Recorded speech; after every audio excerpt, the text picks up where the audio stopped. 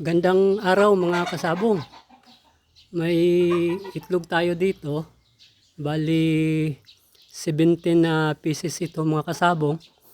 Actually 21 pieces ito mga kasabong.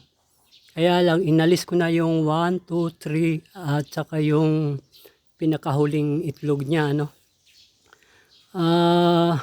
Marami-rami na ito sa isang inahin mga kasabong. Kaya lang susubukan ko itong ipa-hatch, hin-hatch.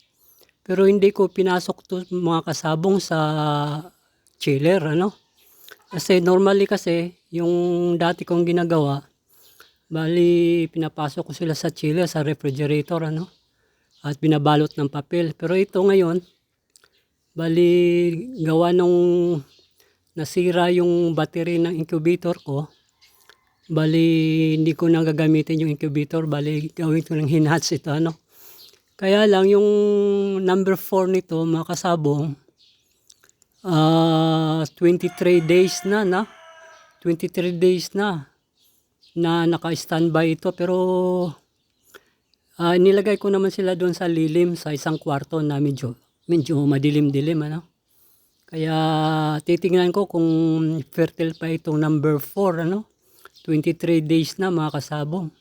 Kasi matagal naglimlim yung inahin. So 17 pieces ito. Di ko lang alam kung ilan ang fertile nito. Pero susubukan ko lang mga kasabong.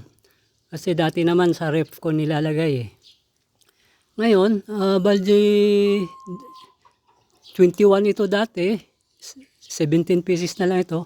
Marami-rami ito mga kasabong kasi yung inahin, bulhin mga kasabong, Medyo marami siyang itlog. Gawa sigurong malusog siya mga kasabong. So definitely pag malusog yung nanay, yung inahin, marami talagang iniitlog yun. At saka kung okay naman yung mga patuka mo at saka vitamina, So sana mga kasabong kung may fertile man dito, sana malusog, So sa dami nito, at check ko naman na malusog din yung mga sisiw. Kasi malusog yung nanay maganda ang umitlog, marami 21 pieces. So inalis ko yung 4, yung panghuli at saka yung 1, 2, 3.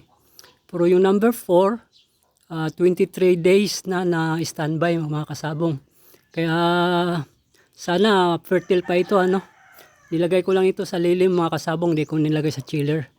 So mamaya ilagay ko na ito sa inahin mga kasabong. Ipapalitan ko na yung mga itlog na nilagay ko doon.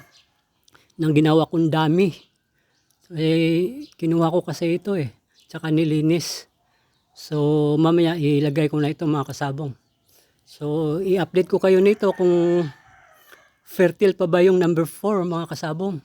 23 days na standby. So titingnan natin. Salamat mga kasabong.